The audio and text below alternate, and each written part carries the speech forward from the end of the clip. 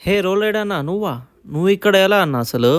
ఈరోజుటి vlog నా favourite god వినాయకుడు స్వామితో అయితే స్టార్ట్ చేద్దాం. Let's jump in to the vlog. Good morning fellas, wake up. Don't be lazy, become busy.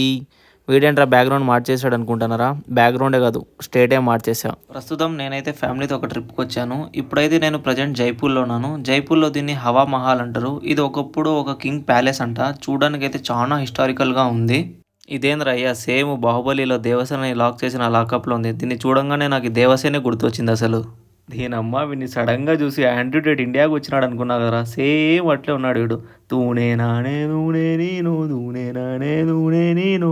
ఇంకా హవా మహల్ అంతా తిరిగేసి నెక్స్ట్ ప్లేస్కి అయితే వచ్చేసా. దీన్ని జంతర్ మంతర్ అంటారంట. ఇక్కడంతా సైంటిఫిక్ కట్టడాలు ఉన్నాయి. ముందర ఎగ్జాంపుల్కి అయితే దీన్ని వాచ్ అంటారంట. ఆ రోజుల్లో టైం ఎలా కనిపెట్టాలో దీన్ని చూసి చెప్పేవాళ్ళంట. చూడండి ఎంత రౌండ్గా ఉందో, సేమ్ వాచ్ లాగే ఉంది. మన ఏషాలు యాడిపోయినా తగ్గవు. ఇంకా మనం నెక్స్ట్ ప్లేస్కి అయితే వచ్చేసాం. ఇక్కడ దీన్ని జల్మహల్ అంటారంట.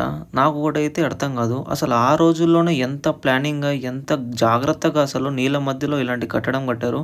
ఇలాంటివి చూస్తుంటే అసలు నాకే షాక్ అవుతుంది. అసలు ఆ రోజుల్లో ఎంత టెక్నాలజీ ఎలా రా నాయనా అని.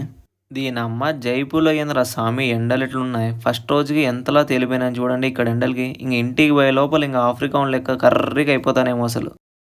ఇంకా మనం నెక్స్ట్ వెళ్ళే ప్లేస్ అదే.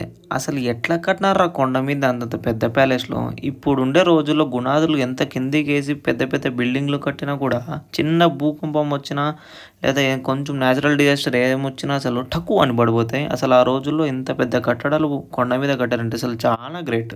ఇంకా టాపిక్కి వస్తే జైపూర్లో ఇదే మెయిన్ ప్యాలెస్. దీన్ని అమర్ ఫోర్ట్ అంటారు. ఇక్కడికి మన జైపూర్ వ్లాగ్ సమాప్తం. అంతవరకు ఎండలు ఎక్కువగా ఉన్నాయి. నీళ్లు తాగి హైడ్రేట్గా ఉండండి. మనం నెక్స్ట్ వ్లాగ్లో కలుద్దాం. బాయ్. అది నా పిల్లరా.